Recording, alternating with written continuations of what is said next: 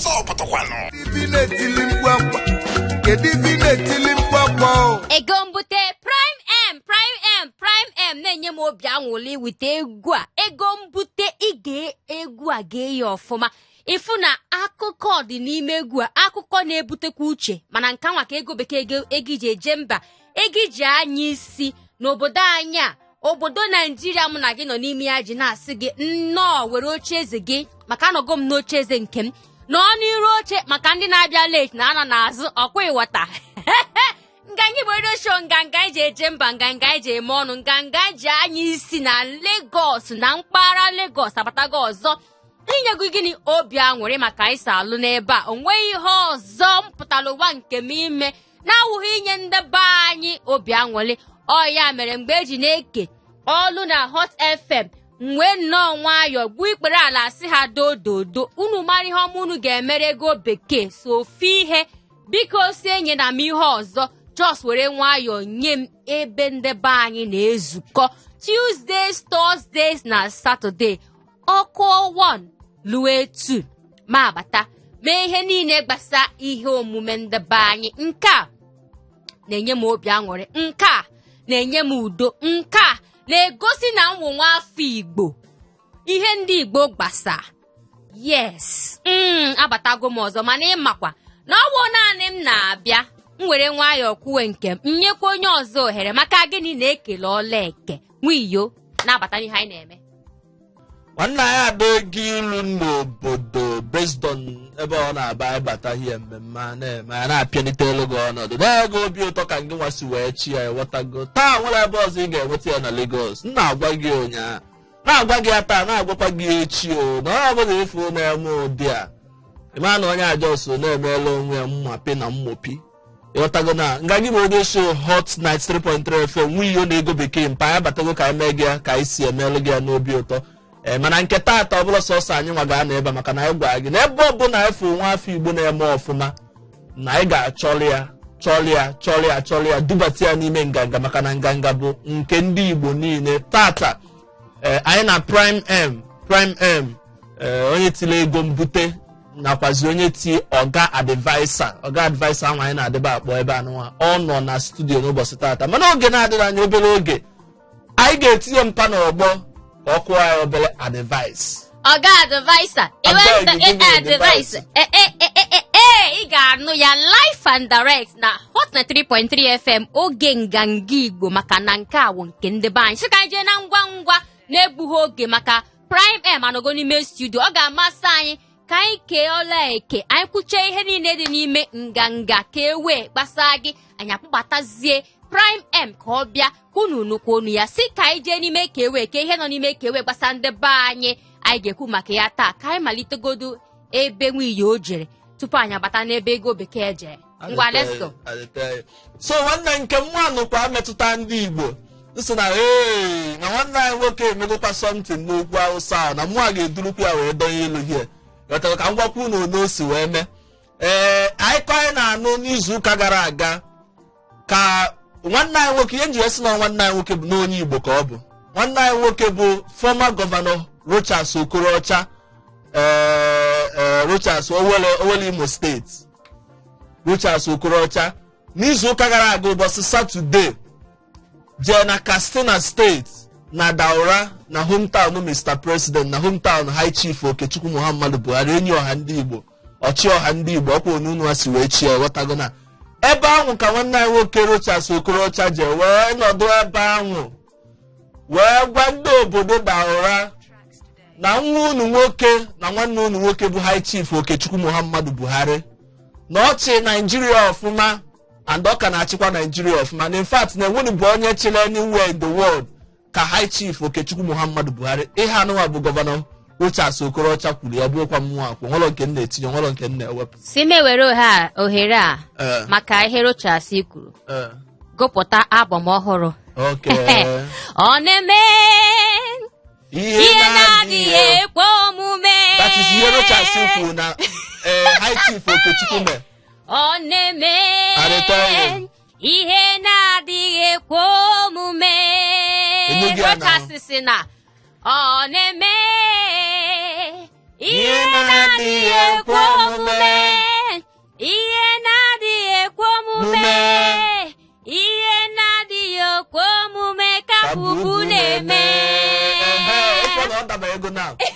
so Rochas Okorocha si na High Chief Okechukwu Muhammadu Buhari na o mego ihe mmadụ emenube since Nigeria ji bido n'ọsọsọ President Buhari chịrị ọfụma chia afụnubela ọchịchị ya before maka ife ọchịchị ọ chịrị ọfụma for that fact na ya ga-alụ university na Daura mahadum yes ya ga-alụ mahadum na Daura and ya lụọ mahadum a na ọ ya bụ free of charge na onye nwa ga na-akwụrụ ụmụ akwụkwọ niile si na Daura na-agụ na university ya na mahadum a na ya na-akwụrụ ha ụgwọ akwụkwọ iji wee kene President High Chief Okechukwu Muhammadu Buhari enyi ọha ndị Igbo so nke a ka anyị nọ ịghọtago mana ụfọdụ na-ekwu ndị mmadụ apụtago na-aba na ọlụgokwu ụdị a na be nne ya bụ Imo steeti na ọ na-akwụkwalụ ndị mmadụ ụgwọ akwụkwọ be nne ya n'Imo steeti na ọlụgokwu ụzọ dị be nne ya n'Imo steeti na ị ga-amalụ mma wee si na n'ụlọ wee gịnị wepụta ilo nke a bụ nke ndị mmadụ na-ekwu ụfọdụ sịkwa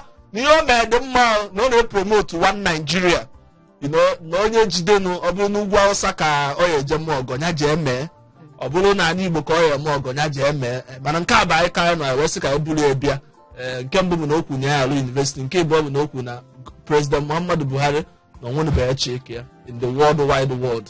Adụkọ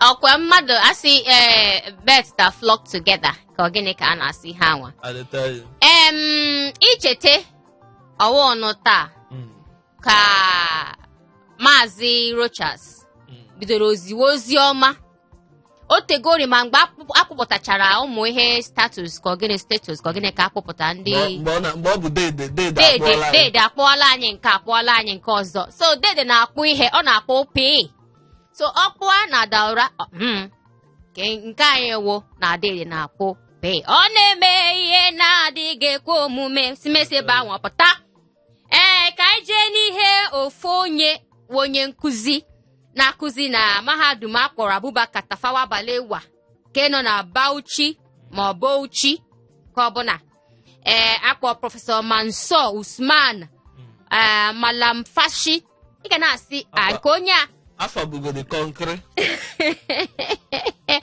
ka onye a na-ekwu ka o si wee gbasatụ ndị be anyị ma agwa unu ka o si gbasatụ ndị be anyị maka o tegori ndị Oduduwa apụta si nye anyị oke ruru anyị aka ndị Biafra na-eti n'oke olu si nye anyị oke ruru anyị aka ndị South na-eti n'oke olu nye anyị oke ruru anyị aka onye ọbụla na-eti nye m oke m eme nwata ka emele ibe ya ọ dị ya mma ana m ajụ onye je ọkụ repịasịa ya oke nka onye ọbụla na-agụ ọ na-apụtazịa nwoke ma apụtazịa nwoke ma nso apụtazịa si nke onye ọbụla na-agụ onye ji oke ruru m aka ọkụ repịasịa ya ọkụ gbajie ya ọkụ mee nke a si ndị na-aka iwu n'obodo Naijiria ndị akpọ ndị National Assembly si pụta wepụta iwu ga-afụ n'udo dị iwu ga-afụ n'udo chiga maka ịhapụ ndị be anyị niile ya ndị Naijiria ka onye ọbụla si eme ugbu a na ọ dịkwa ka Naijiria kwụzi n'ofu ụkwụ ebe ọbụla na-anwazi jijiji na onye ọbụla na-anwazi jijiji everywhere is shaking si nye onye ọbụla wepụta iwu ga-achọ onye ọbụla n'olulu ndị National Assembly ịpụta wee mee ihe na mgbede ka eji eme gịnị ka eji amanụ dike si ha pụta na ọ dị mma ka onye ọbụla nọ na-eti n'oke olu onye ji oke ruru m aka nye m oke ruru m aka ọkụ gbajie ọka mana ndị National Assembly nọkwa si na ihe a bụ ihe kwesị ka ha pụta mee gịnị wepụta iwu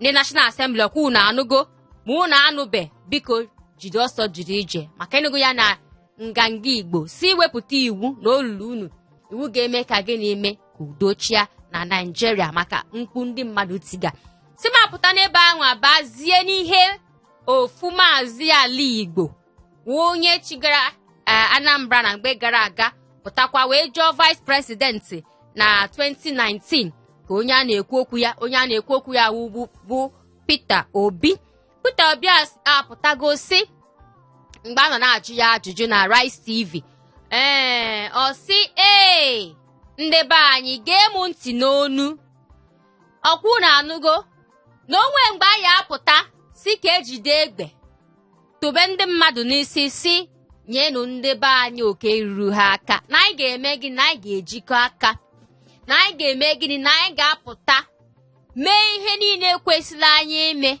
iji wee fụ na gịnị mere, iji wee fụ na olue na 2023 nke a na-ene anya nke batagoro ugbu a already, maka ịgụpụ 2022 abago na 2023 ịnanya na 2021 efu na ọfọzi obele ihe ka aba 2022 si na onye ọbụla ga-apụta mee ihe kwesịrị ka emee ya. Ọ bụrụ na okwu ọnụ na-ekwu nke dị mma, ọ bụrụ na omume a na-emepụta nke dị mma iji wee fụ na gịnị mee na olue na 2023 a na-ekwu okwu ya na onye ọbụla ga-agbakọ si mee gịnị kwado ndị Igbo ka enye ha oke ruru ha aka. Ebe a ka mma awụsị ya na nke taa ọ sị na ama nji egbe tụbe ndị mmadụ n'isi, mana okwu ọnụ anyị ma ụma anyị maka anyị si na-eje ije ga-eme gịnị, ga-eme ndị ọzọ niile nọ anyị n'akụkụ bụ ndị na-awụọ ndị si ebe anyị apụtasị na olulu ndị a ka eme gịnị, ka enye ha oke ruru ha aka. Ihe awụ nke ọ na-ekwu. Unu maka isi alụ ya anyị ga-eje mee gịnị, nwụrụkwa mmiri. Prime M ka nọkwa na studio. Anyị kụpụta egwu ya ọzọ, anyị emezie gịnị, anyị kpọbatazie ya ime studio maka onye awụ nwa afọ Igbo na-eme ọfụma, na-enyekwa ndị Igbo obi ụtọ na obi aṅụrị ka ọ bịazie ka unu na ya nwa kpaa. Ọkwụ na aghọtago, si ka anyị jee nwụrụ mmiri. Egwu Prime M na-abatazi ugbu a. Nye ya were. When the going is good, you go get so many friends. Everybody go there hustle, make them become your friend. Some people go there even form like they put Jesus. One nobody and they are very dangerous. Pajikwa scissors, your pocket na their target. The malamana niru competenazi. Okonye puti kenu, onwe iku nibe. But if you don't get the money, ababa go ni beribe. Ijide go ne kwoku na oboda na akwaka. Mageji rego ne kwoku for the madu ababamba. Iyo. If I need a device, I go look for legal advisor. I beg you, keep your device. If I want a device, I go look for legal advisor. I don't make money now, you want to come to advise me. Sense again, I will woman who won't have melogaro.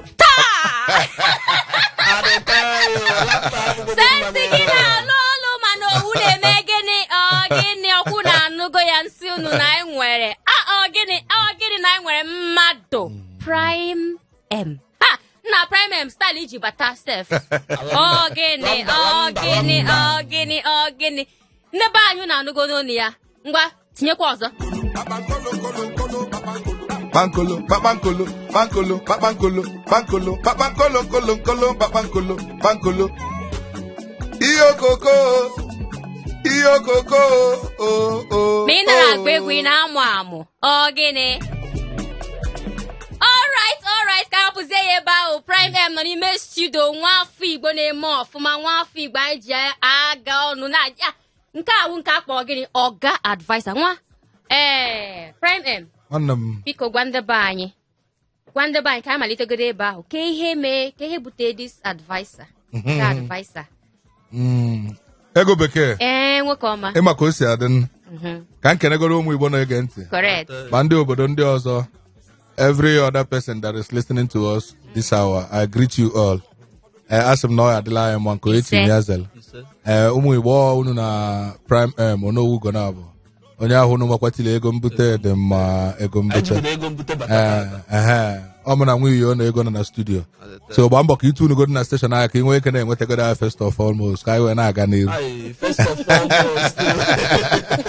First of all, introduction. Ọkwa ịwọta ngwa jenuri chọrọ ịgwabu m ihe mee maka esi nwetazie this Ọga Advisor. Na Ọga Advisor I na most of the times when you're hustling nobody cares. Nobody wants to give you any kind of advice, but as soon as you hammer, as soon as you make your money, we see some people they will like nah this one giving you some unnecessary advices oh we go see it. You understand? So you are reason here the matter. Mo abaze reason here the matter. Na ndị eso kwa mgbe nnọkwa n'okpoko nwa fa eso kwa mo yetago mgbe chapezi mgbe jele nga n'obodo oyibo fa eso kwa mje o mbatazie na-eli ego m somebody will come to tell me how to spend my money na ife nke a nwanne ego mana nna ofu ihe gbasara advice anụ aka nchọ ekwu gị na yọtago na abego m na-ene egwu gị niile from ego mbute mgbe ị na-enyekwa advice dị egba si men n'obodo oyibo abụ okwu elu owelu nkata bụba ego ọtagona men na-elelikwado ya n'ụkwanụkwa ma ndị afọ ụzọ ego moto ha ji tinyekwa alụba isikwado ya ekwa advice mgbe ikwu ije gị na ndị wayo ịkpọrọ ya ndị wayo special Emeka me I take go the come man working for something by that way. You see that way now bubatakwa ya ozie your God advisor. When I juicy also advice ka na akuzi na egwu like this. Okay boy, na advice. Man, if a man na these days most of young musicians they're all after money. You know, they don't teach morals, things that people will we learn something from. Or if it's all about money, and baby, nyash, breast, you know. So like us, so they go rooted into the game. You know, we want to see how we can change some kind of, people, the younger ones. You have to do something, man. You keep a good legacy. That even at that will stand the test of time. You've got to can remember. You know, like say of Fela Nicola Bokuti late, Stephen Ostos, Oliver De Coco, you know, their music were meaningful messages that you will learn a lot of things. So it's not all about nyash, breast, and don't name. But this is a nyash, breast. Oh, this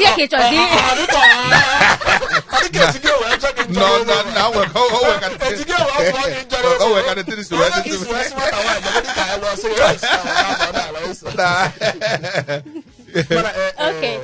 ka mbu atakwa gị n'ọzọ onye ọbụla ndụrụ ugo na-abụ n'owu ugo na-abụ mana onye egwu high life na-enweta gị na stage ngwa na-abụgodo ọkụ na-ele ịghọta gị na mana anọkọtakwazi apụtakwazi afụzie gị na hip hop nke gị na nwanne anyị nwoke na-emekwa ọfụma zoro swag bag pịakwu nke a kịta na-akpọ kịta n'ọga advisor ngwesị ka njụọ ka ezi ka esi wee nọkata isizie from high life na-abanyezi hip hop or no trend ofu na-ga n'ụwa ka esi ka isolukwu trend a ka onwe ihe ọzọ kpatara ya ịmara Facebook chụpụ to go na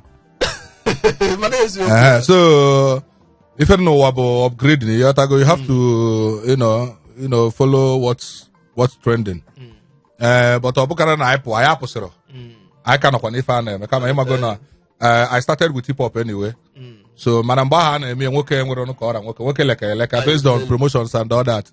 So na asị ka anyị mebezie high life nke eji obere ego eme. So by the grace of God ego mbute kụba ebule hit. So and some other numbers follow kwa up. My kid na Nnewi, ndị wayo, nwaanyị onye ụjọ and a lot of them. So I bịakwasị ka anyị nachi atakwata ihe ahụ eji wee bido based on anyị welukwa ya by culture. Ka anyị nachi ya abaka by isi mbido. So actually, all hip hop can we do my music career. So that's all too difficult. I blend and Zoro Swag Bag, my very good friend. When I look so and when they go on Wakambu na the picture na for no one venture. So that's how we come about this advisor stuff. Okay, Prime obi the moto no na asụsụ Igbo ka iji agụpụta egwu niile na-agụ. Okwe wata maka ihe niile gbasa ndị Igbo. Ọ na-amasị m and ị na-ege ihe anyị na-eme ebe awụ ihe gbasa ndị Igbo ihe omume ndị Igbo ọ ya mee onye ọbụla bụ nwa afọ Igbo na-eme ọfụma ebe ọbụla ọ na-amasị anyị ka anyị na onye anwa alụkọ ya ihe iji na-agụ egwu gị n'Igbo nwere ihe ọzọ na-awụọ maka na Igbo masịrị gị makwa na ịchọrọ ka ị na-akwado Igbo maka ndị na-apụta ugbu anyị na-afụ onye ọbụla na-agụcha na asụsụ bekee sepres ọ wụ eziokwu na-enwekwa ndị be anyị na-agụkwa dịka Zero ma ndị ọzọ ndị nwapụtakwa sokwa n'okporo ụzọ anwa ị nwere ike ịgwanwu ndị be anyị ihe mere iji họpụta nụ asụsụ Igbo ya asị ya eji na-agụpụta ụmụ egwu na-agụpụta? Yeah, actually you should not forget your roots. You should not. Why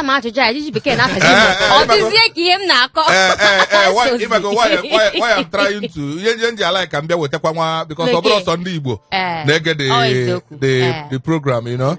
So Igbo bo buying I bo Mwafi Igbo and I will do everything I'm waking to promote our culture. Yeah, bo culture.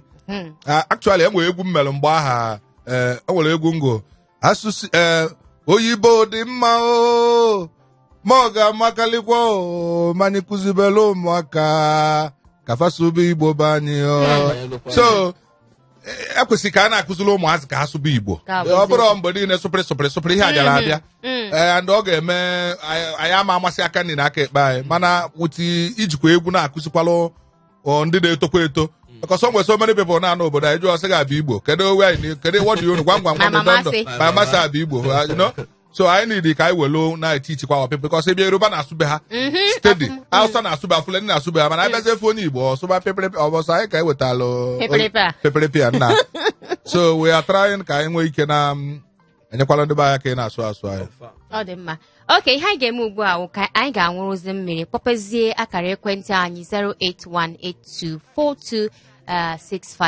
n'ọnwụ nọ nke ahụ nke izizi gị bata n'ihe omume anyị na-eme anyị na Prime M ka nọkwa n'ime studio chetakwe na ihe niile gbasa ndị Igbo bụ ihe gbasa anyị ọ ya mere ihe ọbụla ị na-eme ebe ọbụla ị nọ ịma na ịchọ ka ndị Igbo na-ege ya ọfụma ebe a ka ị ga-ebute ihe anwa ọkwa ịghọta Prime M ka nọ na studio anyị nwụrụ mmiri acha ezi azụ anyị agwazi unu ihe nọ n'elu tebụl anyị anyị ga na-akpa taa gị na Prime M akpakwa ikene ya okene gị ọkwa ịghọta ka o si eje si ka anyị kpọpụta egwu ọzọ si n'ọnụ Prime M pụta anyị kpọcha egwu anwa anyị acha ezi azụ emezi ihe ọzọ niile dịzi n'ime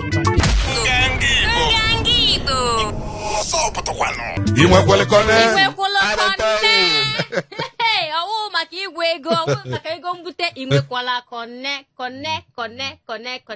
si ka jide egwu anwa wee batazie n'ihe omume nketa ngwa Prime M nke a na-adazi m ka high life ọkwa high life nke a high life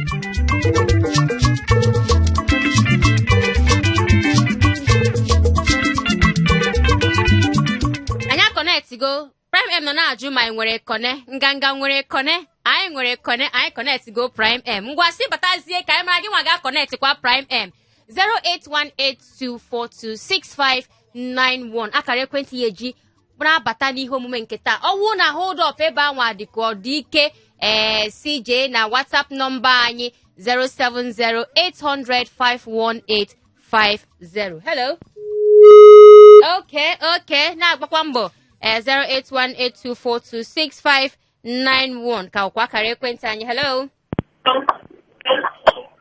Hello, Joe. Pounds and dollars nine. Yeah, obodo. ezigbo nna ahụ Ana m ekele ụlọ ọrụ mụrụ arụ ebe a. Anyị na-ekelekwa gị nwoke ọma. Anyị na Prime M nọ na studio. Okay. Ihe mụ adị gbara aka mgbe ụwa bụ ono amadị m ka ọnụ na-akpọ ya na. Ebuyala gị egwu nwanne. Ngwana nabata ọnụ gị Prime M. Nwanne mmadụ. Odogwu ana m ekele anyị na-ebi egwu gị ewe. Daalụ sike nwanne m. Ego mbute asị ọ na-adị ekogodo nsef. Nwanne m nye ekokwana gị eko. Ojisike n'ọrụ ọma ọ dị n'alụ. Daalụ nwanne m daalụ. Udo Amasasis from Bariga. Nwanne m ọ ga-adịghị mma. Oge ka ọ dị n'ihu. Nọdụ mma. That's why. I device, I beg you keep your device. If I need a device, I go look for legal device. Mr. Device, I beg you hold your device. If I want a device, I go look for legal device. Don't make money now. You want to come to advise me? Sensing a road. Manu wune melogaro. My guy, why yeah? Sensing a Lucioli came and wuna takaro. Maka why yeah? Wider. Sensing a Lucioli came and wuna takaro. Yes, in the minimum. Follow the money until we secure the bag. We can never retire. What's on our money matter with the full and bomber to bomber? No retreat, no surrender. We must conquer. You can go bodo you. The guys in our bumbo. The Quego, the Quenga, one and the Quamuke. The subsidies ever. You can not do your money. What you put on a cup, put out the got device.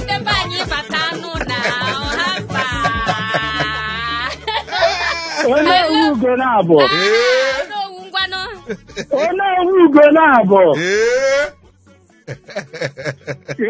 banye ahụ ihe makwa ihe merenu ka a kelegodo ndị ụmụnne m enyi ọma na ndị Igbo bụ Igbo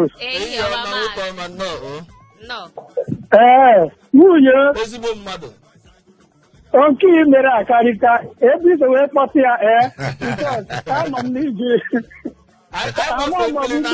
agụ n'asa ọrụ ụgbọelu ka iji wee bute ka moto eji m ha niile wee butie nnọọ onye ewu nwanne m afọ ha na-akpọ ga-ajụ okom ihe ma mara gị ihe nzure mara gị bụ onye ewu ugo na-abụ onye ka m na-agụdo amazụ obodo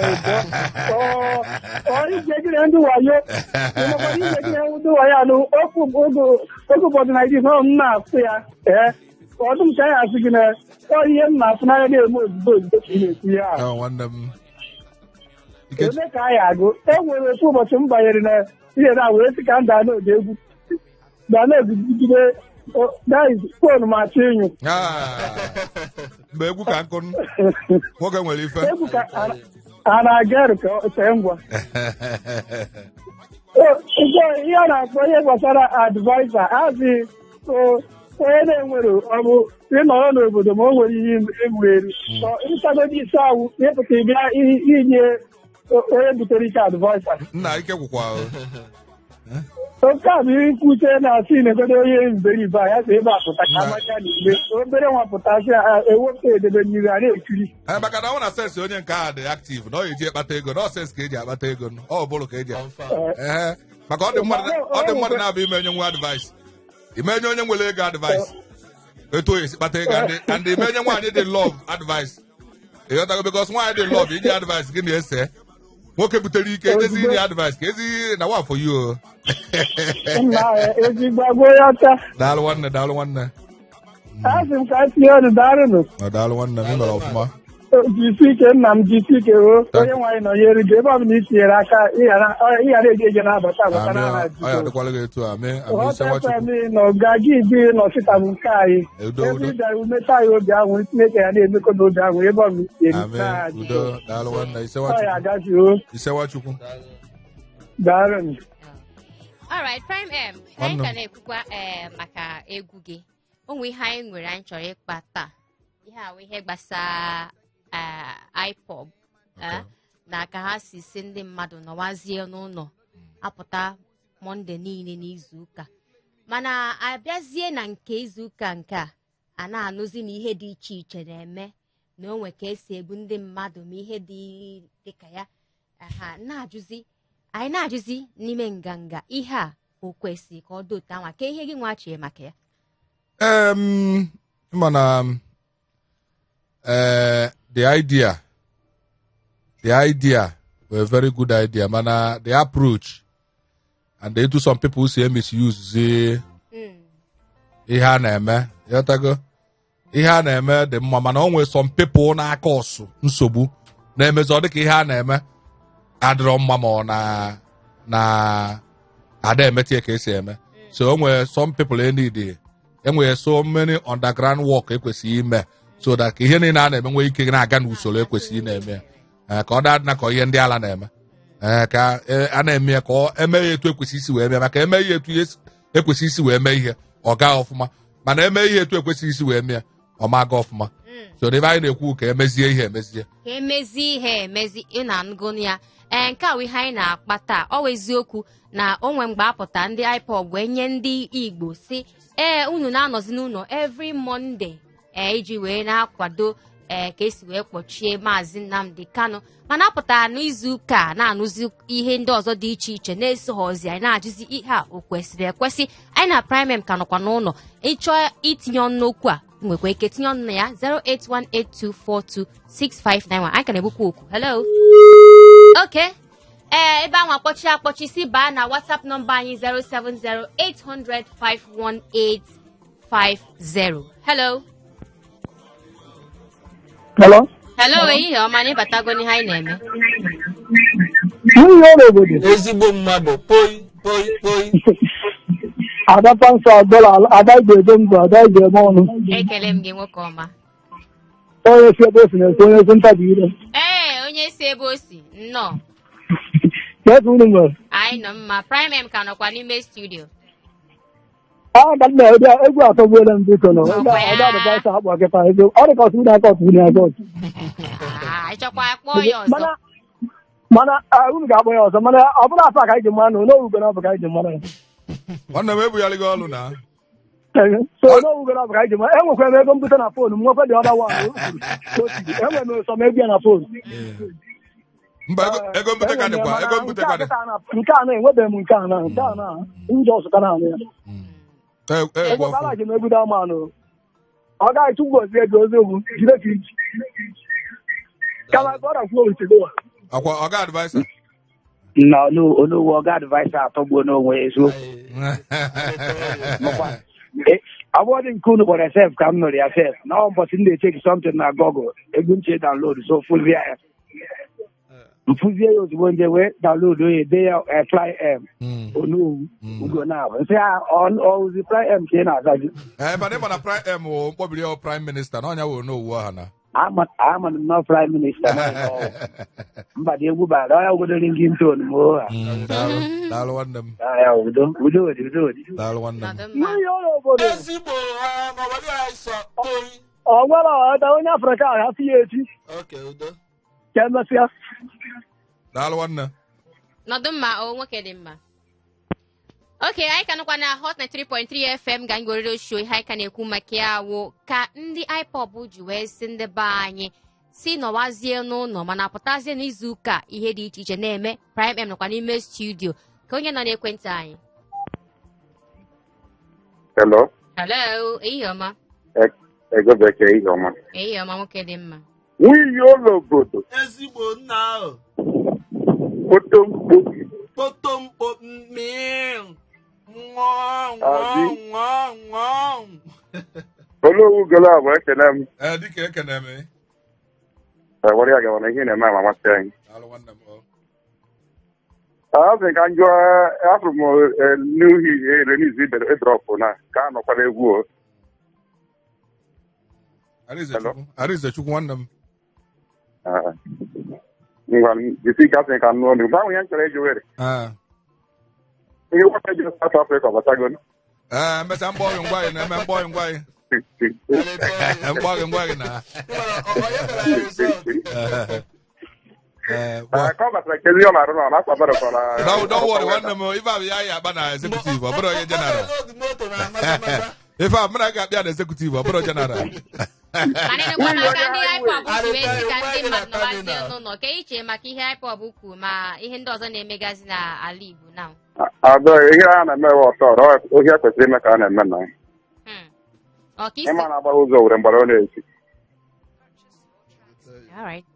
ọ dị mma ngwa n'ọdụ mma o ịgakwa nwanne gị nwoke na-echi bubu echichi n'ala Igbo Dave Umahi gwa ka ọ wekwa nwaanyị na-asọta ya isi na ike n'anya ha Dave Umahi nke akụkọ ahụ awụwo ihe anyị kọrọ a sị na Imo steeti former gọvanọ Imo steeti Rochas Okorocha na-eje n'ala Hausa ịkwụpụta mahadum ihe kpọrọ ya edo jasị Okorocha na Okoro Hausa onye ọbụla onye Hausa na ọbụrụ onye Igbo ọ dị mma ọkwa n'ọnụ gị ka anyị si wee nụ ya ama m n'ọnụ m ka ị nụrụ ya emejọ memories ngwa nọdụ mma o ọ ka dị mma nganga Igbo Radio Show na 193.3 FM Prime Minister Prime M nọkwa na studio and ihe ọ bụla iji wee mara ya nke anyị ji wee mara ya ugbu a wụ Prime M ka nọ n'ime studio and anyị ka na-ekwukwa maka IPOB na ihe afọ na ihe na-emegasị n'ala Igbo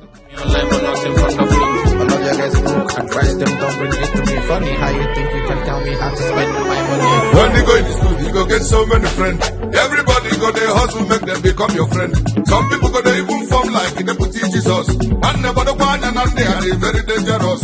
But you can scissors, your pockets not the attack. The man niru competing us. Upon the boutique, but if you don't get the money, I'm going to believe. They go to Koku no Boda na Kwaka, and they go to Koku for the mother Bamba. Yo, advice, I beg you keep your advice. Amalego. Yo, Diego.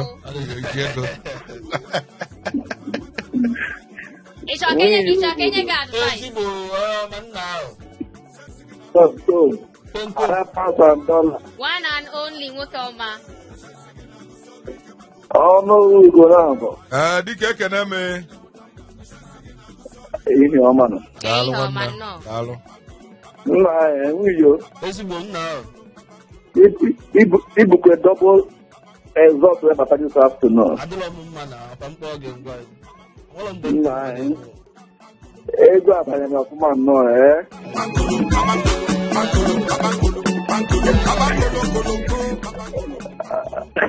dị egwu nnọọ na-eme m nnọọ ka m dota one green bottle na n'akụkụ m mana ọnwa sị na ọ pụtara n'ọkụ.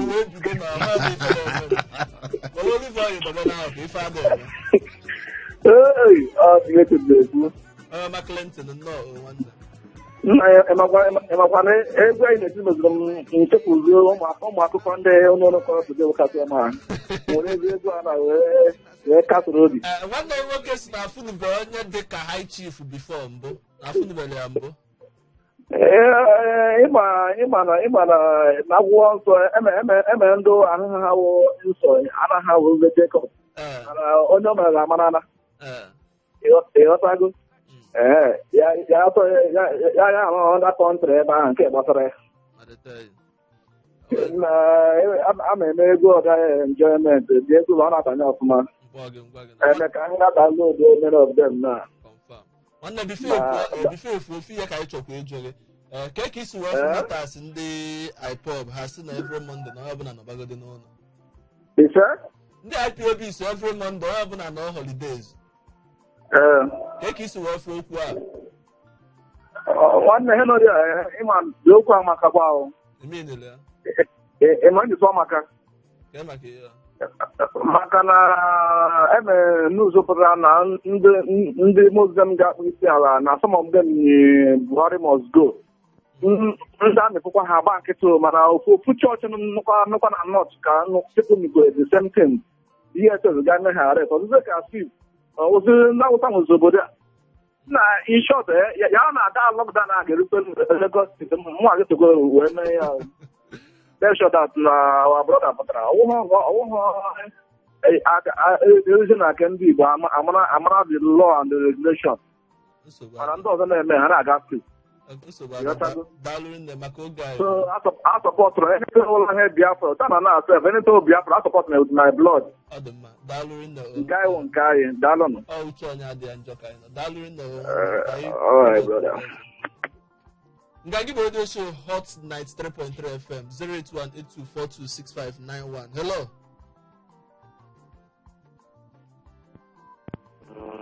Onye nọ dị ya? Nwoke nganga. Adị mma.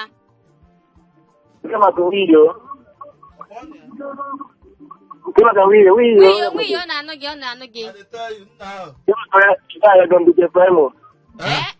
Ego mbute?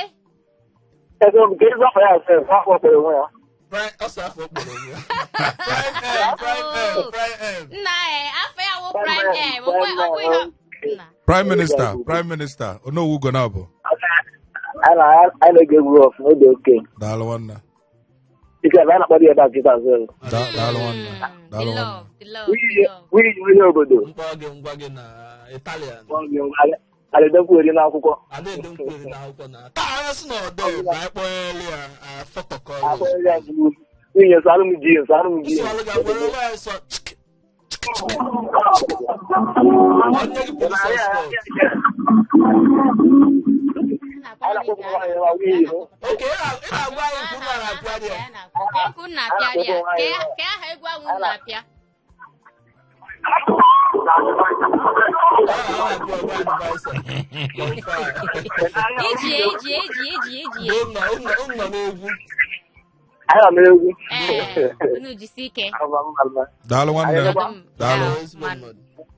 Onwe try to Prime M. I like to update you now. Mba wobeloge. Update. I give it now. Mba wobeloge. Open our game you go out of domestic animal. Oye nkakwa. Ngwana do ma. Oh, but I saw meal. When you take the father go, we can see for the father. Point to na bishop is ke October. onye obodo ị na-afọ ọgwa ha ndụ mba n'ọktoba ka a ga-echu m eme n'ime Patriot Spiritu Santo. iche katkizm nke ikpeazụ a enwere nsogbu na provided na na eme ịma na onye achịga mgbe ọ ya bịa bụrụ vice na coordinate ụmụazụ ị na ebe a na-akọ eri mba mee nweta ya ọ mara ndị nchaji ndọta gị okay ngwanọdụ mma Nọdụ mma. ozugbo alright aka gwa nga gị radio show and anyị na prime m ka nọkwa na studio anyị ka na-ajụkwa unu ihe gbasara iPod na ihe a wepụtasị onye ọbụla anọwazie n'ụlọ mana izu ụka ka anyị nụrụ na otu ihe dị iche na-ekwesịghị omegazi n'ala Igbo. Hello? Hello? Hello. Ehihie ọma. Ehihie ọma. Yes, mmadụ. Anyị dị mma nnọọ. Okay, afọ m Okenna. Obinna. Okenna. Okenna. Lagos Island akpọ. Okay, Okenna. Lagos So, Island. ife chọrọ ikwu about ife ndị a dị obi that na adịrọ mma. Okay. Ife ha na-eme adịrọ mma. Ọ na ha na-ezewe ibu a na-ege emeji ụlọ but imepe ụlọ adịghị like yesterday my people ga mma wee ndị agba si na-ebu mma na agbada ndị kpọ nna otu ya na-eti so all these things anọ na exam yesterday. Chai biko gbaa mbọ ka ịkpọghachi anyị ọzọ 081 maka iji okwu n'ọnụ 08182426591 obere oge anyị akụpụtazie ụmụ ozi nọ ebe a. Hello? hello Hi, ehihie ọma. ehihie ọma nwanne nwaanyị kekunu ma Anyị dị mma sa. maka Ọrụ dị mma. onye ọhụrụ na-abụ nwanne ekene me aka m nọ n'elu daalụ rinne aka m nọ n'elu na isonye ya na-eme abịa isonye ya na-eme na a na-afụ na obinigwe nọ n'ọrụ daalụ nwanne m daalụ rinne obinigwe nọ n'ọrụ jisie ike daalụ jisie ike ada mmadụ Nwoke ọma. ya m na-atụnye ọnụ na ihe ndị a wepụtara n'ala Igbo kịta because ka m si afụ ihe a na-ahụ ọ ka ga-ebutekwe nsogbu karịa nke a mere emekịta ị na-anụ m na-ekwe ọfụma Ọfụma nụ na anụ m anụ ihe. oke ọ ka ga-ebutekwa nsogbu karịa nke a na-emekịta ndị nsogbu ahụ na-ebutekwa kịta abụghị ọ bụzi sọ anyị nwa bụkwa ndị enweghị okwe ka ọrụ anyị nwa ọ bụzi ndị sọ ndị masis ka ndị a na-emetụta ọ bụghị na-emetụta ọ naghị emetụta gọvanọ naghị emetụta minista ọ naghị emetụta n'ọgwụkwa nwanne gị nwoke gị na ya nọ na-achị ha afọ ga-eri ọgwụkwa ya maka ihe a na-emetụta ile anya na ndị asị na ha nwụrụ ụnyaahụ onweghịkwa ndị ọzọ onweghị gọvanọ nwụrụ ebe ahụ onweghị minista nwụrụ onweghị gọọmenti ọfịsal nwụrụ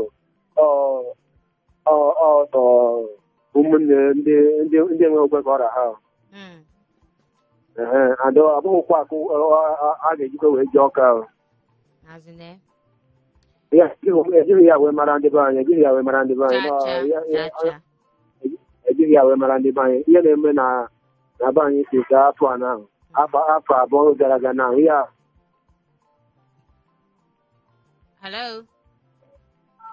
ị na-anya nnekwu ntinye ihe na-eme afọ gara aga na ọ bụghị eji mara ndị be anyị onye ọbụla kwesịrị itinye anya na mmiri ekwu maka ya so that onye ọbụla eme ihe kwesịrị onye ọbụla kwesịrị itinye anya na mmiri ọ bụghị otu aka ọ bụgodị ma liberation ga-adị ọ bụghị otu aka ọ ga-echi bịa many ways okilerat ọ bụghị ụmụ iji egbe gbagbuo oke o nwere etu ọzọ ga-echikwa wee gbuo ya ọgwụ oke dịkwa ya ọ bụghị ihe na-abụghị ọgbaghara nsogbu adịrọ nwoke ọma nọdụ mma ikwuru nke ọma sị ka anyị jee n'ozi anyị nwechasị ebe a maka oge awụrụ ọya anyị oge ji nnọọ nwayọọ na-alịkwa nke a sị ndewonu a sị na ihe ndị iPod na-eme adịghị mma mana etu ha si eme ya adịghị mma ha nwere ezigbo atụmatụ mana otu ha si eme ya bụ ihe ha ga-eleba anya ha ga-agwa ndị mmadụ ha kwụsị na tax n'aka gọọmenti maka na enweghị ihe gọọmenti na-eji maka na enweghị ihe gọọmenti na-eji ya eme. Aha mbụ Chief Udo. Nke ọzọ dị ebe a si ọ na-ekele Nwiyo na Ego Bekee na ndị ọzọ niile nọ na Igbo oke Igbo fans nọ na Lagos n'Ogun steeti na-asị ka Chukwu gọzie akara aka onye ọbụla. Ọ na-asịkwa na ọ na-ekele nwa amado anyị na-anọ n'ime studio ya wụ Prime M. Ọ kpọkwa ya ego mbute, ọ sị ego mbute nnọọ. Na-asịkwa ka Chukwu gọzie gị, na-enye gị amamihe iji na-agụpụtakwa ụmụ egwu ọma ndị na-agụpụtere ndị Igbo n'asụsụ Igbo. Oke, ka Chukwu gọzikwa gị mụọ amụọ. Oke, o depụtakwa aha ya nke a ise ise Nwachukwu nnukwu ise. Alright, nke ọzọ dị ebe a sị na ọ na-ekenekwe ego na-ekenekwe Nwiyo. Oke, ọ sị ka enyekwe nganga ohere. Okay, let them extend it to all parts of Nigeria. Okay, alright. Ikechukwu Fidelis. Ikechukwu Fidelis zitere ozi o wee sị na ya na-ekene Nwiyo na Ego Bekee nakwa ndị nganga niile. O wee sị na nke izizi n'ihe anya na-etinye ọnụ tata bụ na aka chịbụrụ Imo steeti gọvanọ Rochas Okorocha na amụma anwụ ọ na-ama bụ ihe jọgburu onwe ya, na ọ ya esi n'ụlọ malụ mma pụba ilo, na mgbe ụfọdụ na ya bụ nwa amadi na-akpa agwa kasị chụpụ ya n'ala Igbo. O wee sị maka na ya mara ebe ọ lụgo mahadum n'ala Igbo wee chọba ijebezi ugwu Awụsa wee rụọ mahadum. O wee sịkwazi n'ihe gbasara one ndị IPOB si wee si na-anọ n'ụlọ ganye na-akpọpụta nwa anyị nwoke nakwazi onye isi ndị IPOB bụ Maazị Nnamdi Kanu na ya kwụnyesiri ike na ya na ọ bụrụ na ị ga-ekwe ka ọ gakwuo n'akụkụ ala anyị niile ebe ndị Igbo nọ na ọ ga-abịa ihe magburu onwe. Alright, anyị ga-abịa ka anyị lewazie, mana tupu anyị ahapụ ihe omume nke taa, Prime M biko gwazie ndị be anyị ihe ọbụla adịghị n'obi chọrọ ịgwa ha gbasa aka iji na-agụpụta egwu n'asụsụ Igbo, mana ndị ọzọ ga na-apụtakwa ga-achọkwa isokwu okporo ụzọ anwa ihe ọbụla ị nwere ike ịgwa nwa ha, then inyekwa ha handles gị na social media platforms. Ndị be anyị ekene m unu nke onye tinye zelu ndị niile kpọrọ anyị tata ma ndị enwere ike isonyenwu anyị kenere onye ọbụla. Anyị sị na ife ọbụla onye na-eme bụ nke dị mma na ọ ga-agazi. A sị m na n'ike ga-agwala anyị ọjị ogologo ndụ na arụ isi ka anyị na-ayọ Chukwu. Nnukwu azụ kpata nnukwu nkụ, obere azụ kpata obere nkụ. Azụ ka anyị si ya na osimiri ka mmadụ ka nke ọ na-abịa Chukwu. A sị na ọ ya adịla anyị mma. Ana m ekene Ego, na-ekene Nwiyo, na-ekenekwa Bube, na-ekenekwa Chiemọgọ bụ ndị mụ na ha so wee bịa, wee na-ekenekwa ụfọdụ ndị na-esonye m na Facebook live m.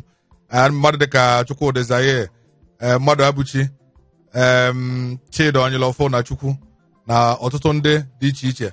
Anyị na-ekene unu wee na-asị unu biko unu gba mbọ ka unu na-esonyelu m dịka m na-etipụta egwu, ka unu na-stream my job live Oga Advisor, Google Oga Advisor featuring Zoro, ka unu na-stream ya na download ya ka m wee nwekwa n'ike si ebe a na-alachapịọm. Ekene m unu, ọ ga-adịla unu mma.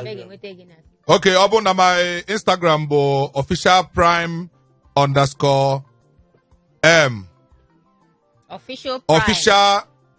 Prime Prime. Yes, Prime M. Then my Facebook handle bụ Onowu Gonabo Sidoff. Alright. So. Alright, ọ dị mma ndị be anyị na-anụgo ya official Prime M_, right?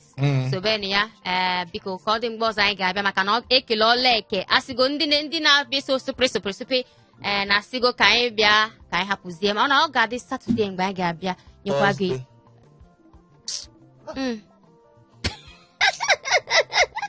ọ ga-adị Tọzdee mgbe anyị ga-abịa nyekwa gị ihe ọzọ na-enye gị obi aṅụrị tupu mgbe ahụ aha m ka ụkwa Ego Bekee gị jeje mbe gị ji anyị se gị ji abịa ezigbo mba na Lagos mụ na Nwiyo asị biko onye anyị hụrụ taa ka anyị mee gịnị ka anyị hụ ya na Tọzdee. Kachifonu. Igbo.